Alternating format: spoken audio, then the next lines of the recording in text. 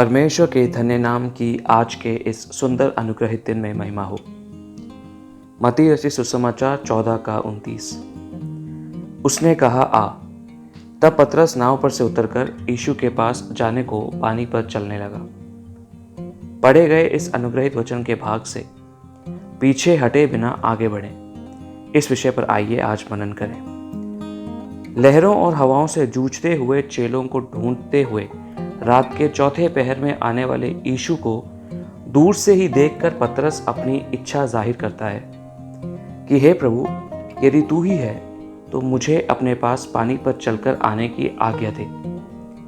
प्रभु की आज्ञा ही थी वह आवाज, आ। कोई भी चाहे तो उस आज्ञा के अनुसार नाव से निकलकर झील में उतर सकता है, और पतरस यीशु की उस आज्ञा के अनुसार नाव से निकलकर झील में उतर जाता है। हमने कई बार ये सुना है कि किसी भी काम की शुरुआत में लिया गया सबसे पहला कदम सबसे महत्वपूर्ण होता है, लेकिन पहले कदम की तरह ही आगे के कदम भी महत्वपूर्ण होते हैं, क्योंकि हमारे हर कदम इस बात को निश्चित करते हैं कि हम किस दिशा की ओर बढ़ रहे हैं। पतरस ने सबसे मुश्किल और जो कोई ना करना चाहता था ऐसा पहला कदम यानी पानी पर रखने का और नाव से उतरने का निर्णय किया। एक फ्रेंच कथन इस प्रकार से है कि पहला कदम हमें दूसरे कदम से जोड़ता है। उठाया हुआ कदम डगमगाए बिना पूरे आत्मविश्वास के साथ आगे बढ़ने से ही हम मंजिल तक पहुंच सकेंगे। यीशु की ओर देखकर अपना पहला कदम लेने वाला पतरस, जो बड़ी सफलता के साथ आगे बढ़ रहा था, अपने आसपास चलने वाली हवाओं पर ध्यान जाने से उस हवा से घबराकर पानी में डूबने लगा। ऐसी अवस्था में जब पतरस ना वापस नाव में वापस चढ़ सकता था और ना ही यीशु के पास पहुंच सकता था, तब वह यीशु की ओर देखकर विनती करने लगा कि हे प्रभु, बचा ले। प्रभु यीशु को डूब रहे पतरस का हाथ पकड़कर उसे नाव पर चढ़ाने के लिए तरस आया।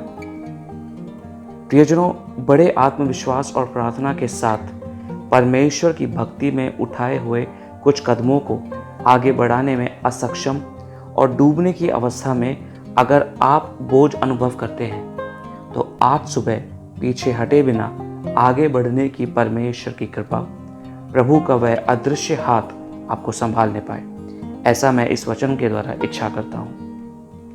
आज की परेशानियों और प्रतिकूलताओं को देखकर आप अपने हृदय को डगमगाने ना दें।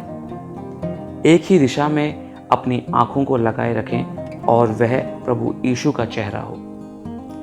उस चेहरे को देखकर निकलने वाले अनेकों लोगों के बारे में हम सोच सकते हैं। बार बार मन बदलकर अलग अलग अवस्थाओं में अलग अलग निर्णय लेते हैं और अंत में कहीं भी ना पहुंच सकने के कारण वे निराश हो जाते हैं। जिस लक्ष्य की ओर आप बढ़ रहे हैं, वह अगर प्रभु यीशु की ओर से मिला लक्ष्य है, तो पीछे हटने की कोई वजह ही नहीं है। बिना थके आगे बढ़े।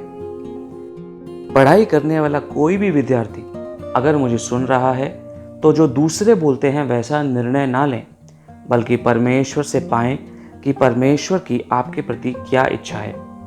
उस लक्ष्य की ओर धैर्य के साथ कदम लेते हुए आगे बढ़ते रहें। जिस प्रकार एक व्यक्ति जिसे मिट्टी में गहरा गड्ढा खोदना होता है, वह मिट्टी में लगातार एक ही जगह पर खोदता रहता है, उसी प्रकार आपके लक्ष्य की ओर आपका हाथ पकड़कर आपके कदमों के लिए रोशनी देकर ले चलने के लिए परमेश्वर विश्वास योग्य है।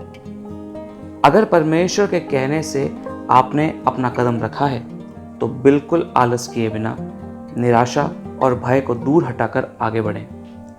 डूबने और नष्ट होने की अवस्थाओं में परमेश्वर हाथ बढ़ाकर हमें संभालने के लिए हमारे पास है, ये विश्वास करें।